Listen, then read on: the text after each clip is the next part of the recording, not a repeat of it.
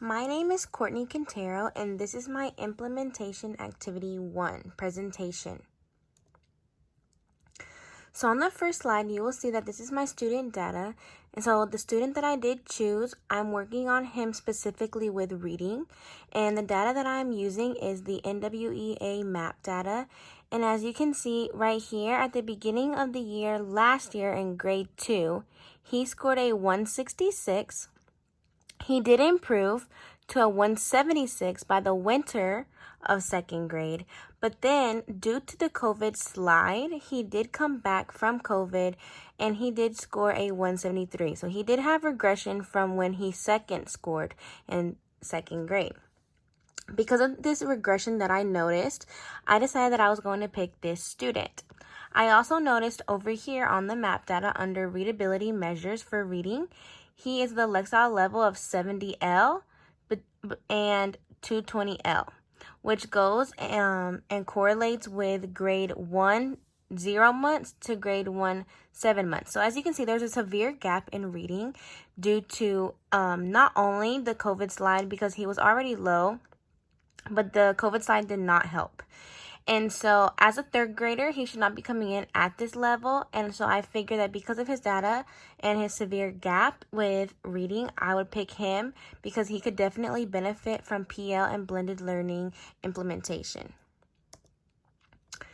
And so based on the data that I noticed, I decided that for the step 1 of my implementation activity, I would first meet with the student and showcase the data from the NWEA MAP reading test. Based on his data, he would be able to clearly see that his reading score had declined as shown on the graph.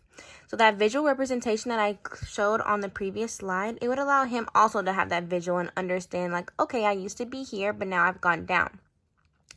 Due to this decline, the student and I will work together in creating a SMART goal for him in terms of reading, decoding, chunking, and fluency.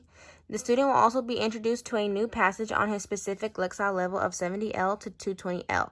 So for me, each step I was using was going to be a different day that I worked with him individually throughout the week. And so as you can see right here is my attachment of the SMART goal map. And so me and him would work together in order to create a SMART goal for him in terms of reading and more specifically decoding, chunking, and fluency. And so those 3 things that he definitely needs to work on in regards to reading, we would be able to sit together and make the SMART goal. And so if you're not familiar with the SMART goal, we know the S stands for making sure that our goal is specific. M, make sure that it's measurable. A, make sure that it's attainable. R, make sure that it is relevant to what we are learning. And then T, make sure that it is in a timely manner. So we're not just picking a random date for our goal. My step 2 would take place on Tuesday of that week, and so I'd be using the same passage introduced on the previous day, and the student will be using the website Fluency Tutor to read and record himself reading the story and submit it virtually to the teacher. This will allow myself to hear and initially score his reading ability prior to interventions. Once submitted, the student will come to a one-on-one student-teacher conference and listen with the teacher to his reading and discuss with the teacher areas he himself hears could be corrected in his reading. This would allow the student to be aware of his reading ability and take charge of his own needs in the reading category.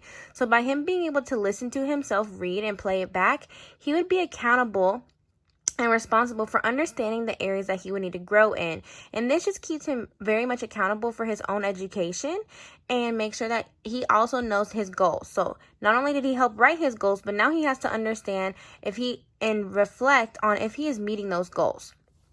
And so on my next slide is actually a screenshot of the website. So this is Fluency Tutor. And so you are able to select any passage based on their personal Lexile level. So this is the Lexile level that he is on. And it has all of this story for him and it goes immediately to his Google Classroom. Once it's on his Google Classroom, the story first reads it to him for all of our students who need that accommodation. And then once it's read it to him, he can press on the record button and he would go through and read all of this on his own. Once he has finished recording, it would immediately submit it and send it to me as a teacher. And I'm able to score on my end and put every single mispronunciation that he's had, any error, any where that he did not use his inflection, all those good things, and then it would immediately send him back his score. And so as a group, me and him would look through that together. My step 3 would be, on the next day, the student will come to small group and use the Beanie Baby bookmark strategies for decoding with the same passage he was introduced to prior. On his physical copy of the same passage, we will work as a team to draw lines, chunking groups of words together in order to better grasp how to chunk. And so by using the same passage every single day, we are working on his fluency, because if I was changing his passage every single day, it wouldn't be very consistent. And so I'm going to zoom in to my Beanie Baby bookmark. And as you can see, we have the pictures of the different Beanie Babies and then different strategies for decoding and helping him be able to read these words. So by having this bookmark with him whenever he's reading, it allows a visual for him so that he can help understand what he is doing, why he is doing it, and how it can personally help him. And also, if he does forget any of his strategies, it's right here for him to reference. And so by having this bookmark, I do think that it would help him just have that visual aid as an accommodation as well for his interventions and implementation. On step 4, the student will work with a partner on reading the same passage and showcasing his strategies of decoding and chunking. Students will be able to work through the strategies on the Beanie Baby bookmark in order to help each other understand words from the passage they may not know or not understand how to say. Students will be paired with a higher level reader in order for the student to see proper phonics and strategies being applied and able to hear what a good reader can sound like. This will also allow a partner to help guide Bob. So I named my student Bob just to keep it confidential.